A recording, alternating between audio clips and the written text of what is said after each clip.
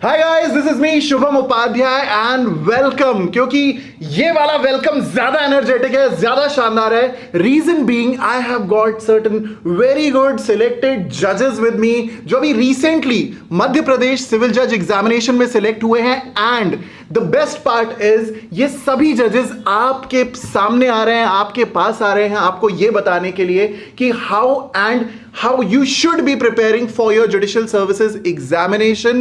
We have with us Arham here, we have got Mridul, we have got Harsh, we have got Bharat, we have got Ayush and one of the most very important person, क्योंकि इन्हीं की वजह से students का जो एक optional paper होता है पेपर 2 और साथ ही साथ में GK, English and even computer और ट्रांसलेशन की तो भाई बात ही छोड़ दो, सब कुछ करवाते हैं हमारे सूर्या सर। तो ये पूरा सेशन जो होने वाला है इसके थ्रू बिट्स एंड पीसेस में आपको पता चलेगा कि how exactly does an aspirant prepare for the judicial service examination. अभी रिसेंटली अनअकैडमी की तरफ से ही एक शो आया है जिसका नाम है संदीप भैया, और उसमें 4 stages of a judiciary aspirant बताया गया है। अभी हम चौथी स्टेज के बारे में तो बात नहीं करेंगे, बट अरहम यार एक स्टेज होती है एक जुडिशरी एस्पिरेंट के लाइफ में, वो होता है सेल्फ डाउट।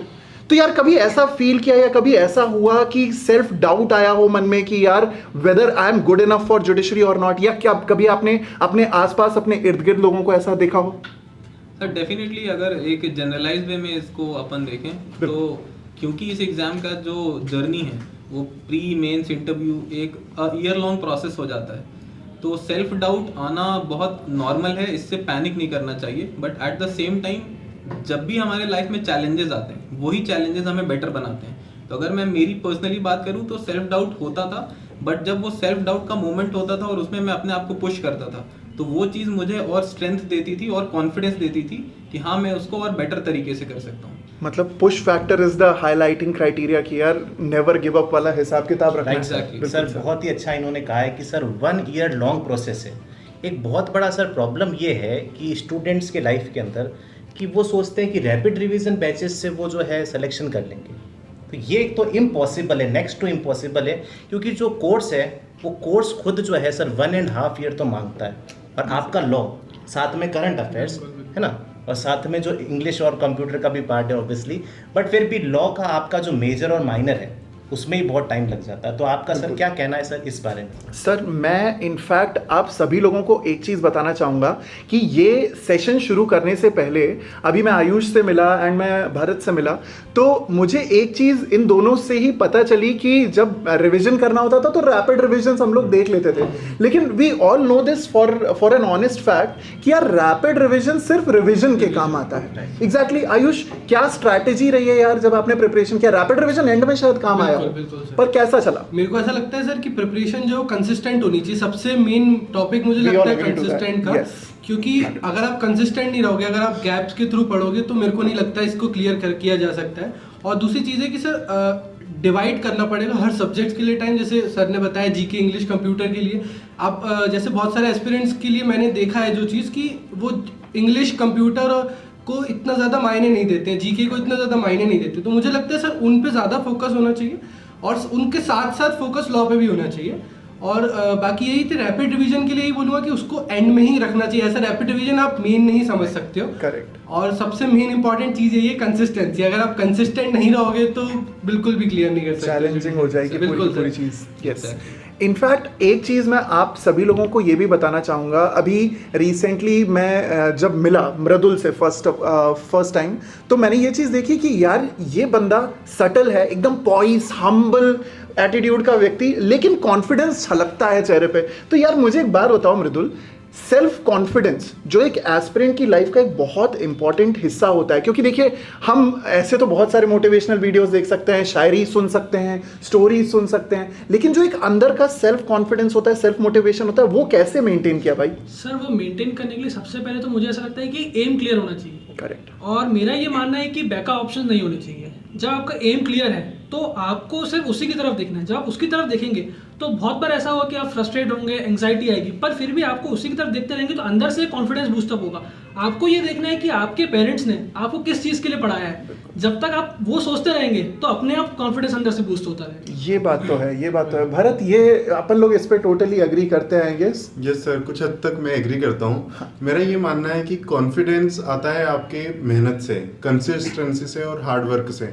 अगर आप एक ही चीज़ के पीछे बार बार पड़े रहेंगे कि मुझे रोज़ शाम को 3 घंटे, सुबह 3 घंटे जीके को या किसी लीगल पोर्शन को देना है, और आप बार बार रैपिड रिवीजन करेंगे उस चीज़ का, तो उस सब्जेक्ट में आपको इतना कॉन्फिडेंस आ जाएगा कि आपके जो एम है वो भी क्लियर हो जाएंगे, और एक खुद के ऊपर एक कॉन्फिडेंस आ जाता है, सर्टेनिटी आ जाती है कि आई कैन डू इट।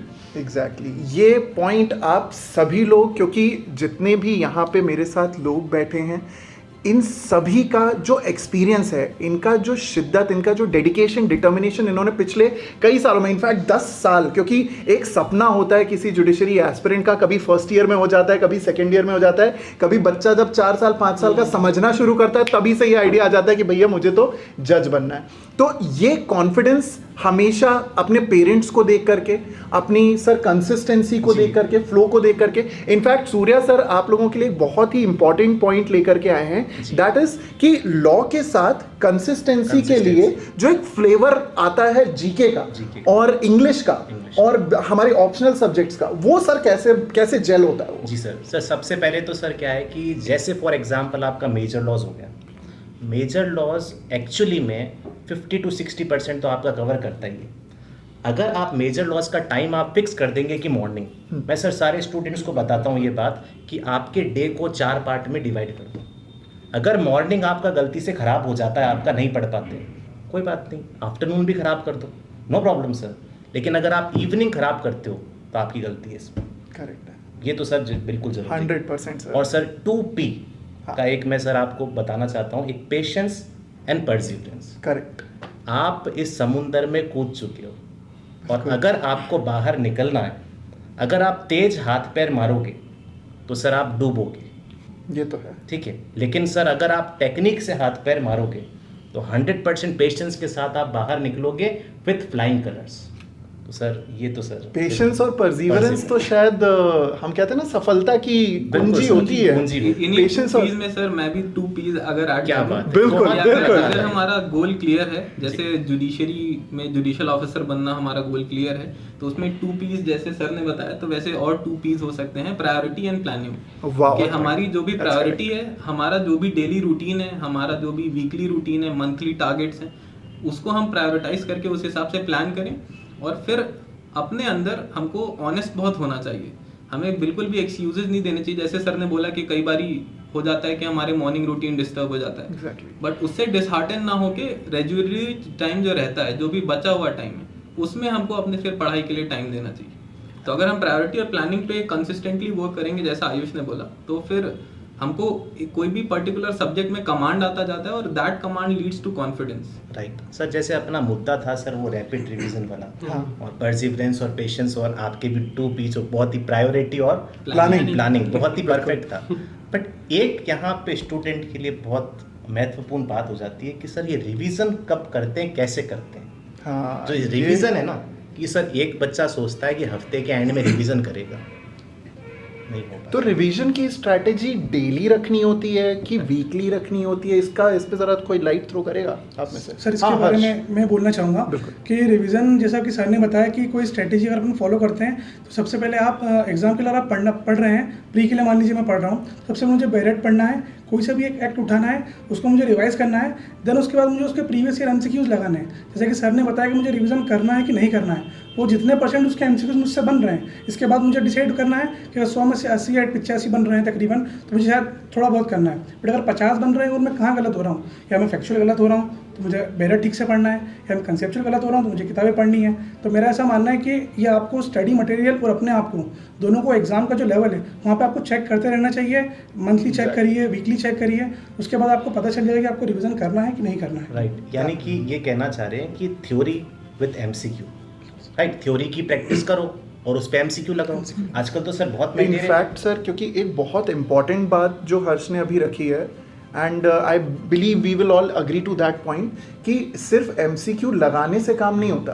आपके 50 MCQ में से अगर 10 MCQ गलत हुए हैं तो वापस आपको बैरैक पे जाकर के या कमेंट्री बुक पे जाकर के चेक करना होता है कि यार ये गलती कहाँ हुई है। मतलब may it be a conceptual problem, may it be a factual problem, may it be N illustration based issue, चाहे फिर वो बैरैक का सेक्शन नंबर ही आया हो, उससे हम अपना एक स्वॉट एनालिसिस जिसको हम लोग कहते हैं ना, स्ट्रेंथ, वीकनेसेस, अपॉर्चुनिटीज, राइट, वो हम लोग एक अच्छे से कर सकते हैं। अब आप सभी लोगों को बताता हूँ third stage of an aspirant's life, एंड मैं ये चाहूंगा कि इस पे तो क्योंकि आप पांचों ने अपने बहुत अच्छे ओपिनियंस रखे हैं तो इस पे आप लोग ओपन हो और बहुत कैंडिडली ये बताना कि यार इसका क्या जवाब होगा। Third stage of any judiciary aspirants life is anxiety. तो एंजाइटी के लिए क्या तोड़ है यार, उसका कोई मर्म है इस दवा का, बताइए जरा। सर एक क्वेश्चन को चेंज हाँ कर दूं प्लीज थोड़ा सा? प्लीज प्लीज, बिल्कुल। जुडिशरी नहीं, सारे जितने भी एस्पिरेंट्स है, चाहे वो भारत का कोई भी एग्जाम हो, Exactly. उन सब से जो बचने के लिए, जो एंजाइटी से बचने के लिए क्या कर सकते हैं? क्या किया जाए बताइए। सो टू स्टार्ट विद सर, जब भी हम कुछ भी नया या बड़ा अचीव करने के लिए जाते हैं तो जो फर्स्ट स्टेप होता है वो हमको हमारा कंफर्ट जोन छोड़ना पड़ता है। तो जब भी हम हमारा कंफर्ट जोन छोड़ते हैं तो थोड़े चैलेंजेस आते हैं, फिर कोई नई चीज़ में हम जाते हैं तो फेलियर्स भी हो सकते हैं, ऐसे में एंजाइटी आती है।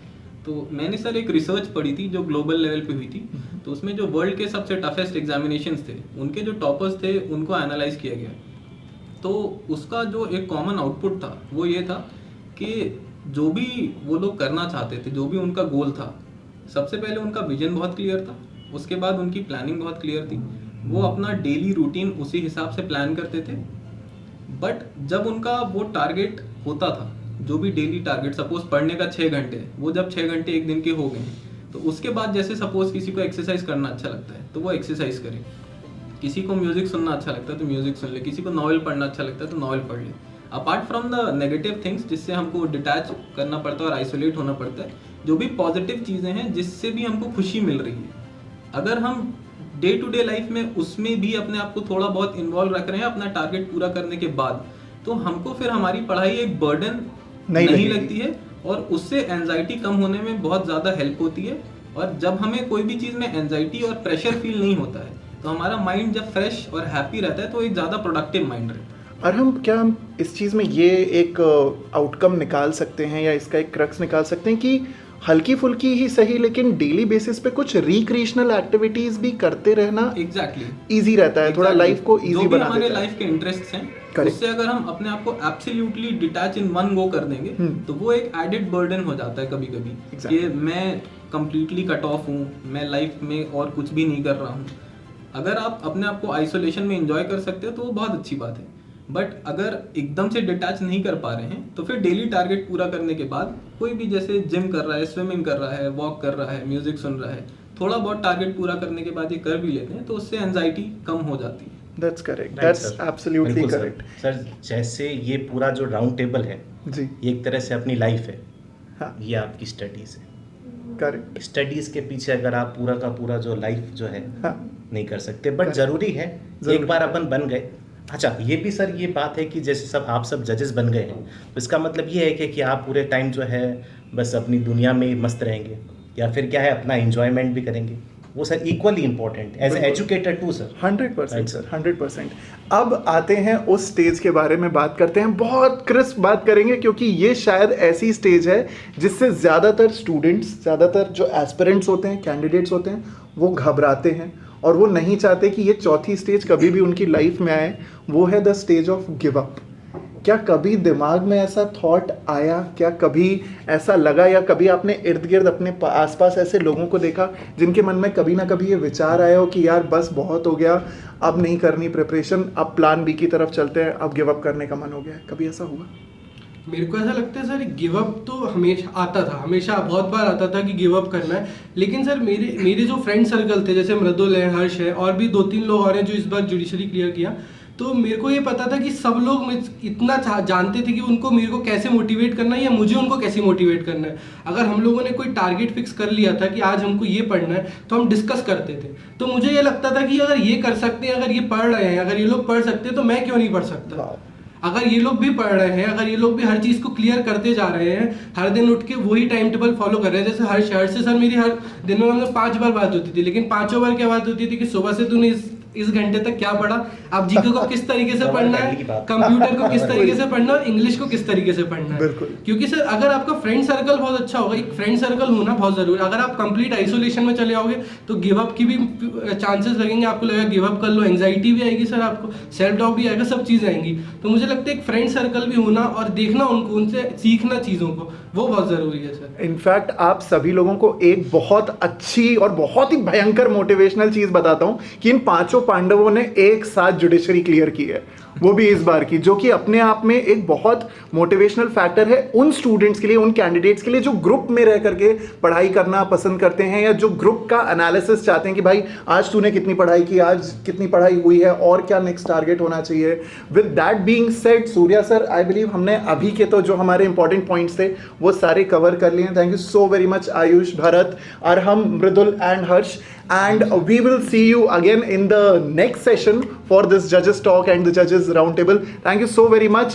And with that being said, हम लोग एक अपना छोटा सा एक मैं एक वो यूज करता हूँ, कैच फ्रेज यूज करता हूँ, never give up. So with that being said guys, इस सेशन को एंड करते हैं, लेकिन हमारा मोटो एक ही होना चाहिए, नेवर गिव अप।